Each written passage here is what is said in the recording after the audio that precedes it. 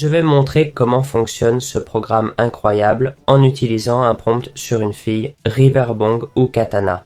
D'abord, on va mettre ce prompt, celui qu'on veut, et on cliquera sur « Ajouter une correspondance » pour commencer à ajuster les premiers paramètres. Vous avez ces 4 sections. Paramètres, style, modèle et bande modale. Dans la section paramètres, vous allez définir comment vous voulez que ce modèle soit, réaliste ou style anime. Ça dépend de ce que vous voulez obtenir, quelle qualité vous voulez pour le produit final. Si vous avez besoin d'images rapidement pour en générer beaucoup, l'option vitesse extrême pourrait vous intéresser. Mais généralement, on préfère la qualité pour voir quel c'est le niveau maximal que ce programme peut atteindre, non? Vous pouvez aussi ajuster le taux d'image selon vos préférences. Chacun choisit ce qui lui convient le mieux pour la photo qu'il veut créer. Wow! Et voici le plus incroyable. Avec le même prompt, vous pouvez générer jusqu'à 32 images simultanément. C'est dingue. Imaginez juste prendre un prompt et lui dire « Je prends le prompt, j'ajoute la qualité si je veux, je laisse l'ordi tourner le temps qu'il faut, je mets le prompt et il me sort 32 images différentes. » C'est génial pour créer des variations, les mixer ou choisir ce qu'on préfère de chacune. C'est incroyable. Enfin, choisissez le format de sortie.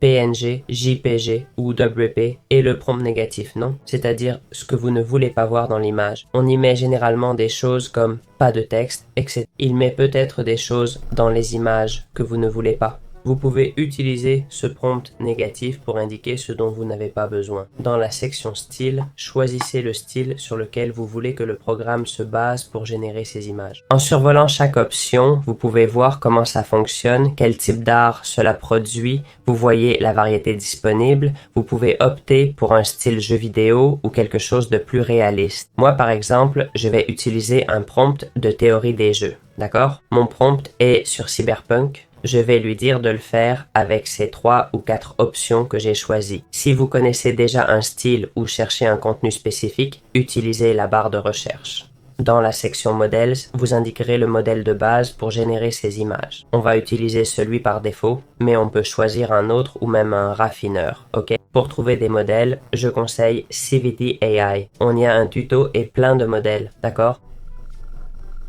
On l'utilise pour d'autres tutos de ComfUI, une app similaire. Vous pouvez y jeter un œil. Dans Advanced, réglez le Guidance Scale pour le côté artistique du programme et l'Image Sharpener pour la netteté de l'image générée. Ne vous limitez pas à ces options, mais sinon les images générées ne seront pas aussi belles que souhaité. Une fois tout configuré, vous pouvez cliquer sur Generate. Ah, j'oubliais. Utilisez toujours les prompts en anglais avec ces premiers logiciels de guidage. La machine les comprendra mieux ainsi. Maintenant, vous voyez, l'image est en train d'être générée.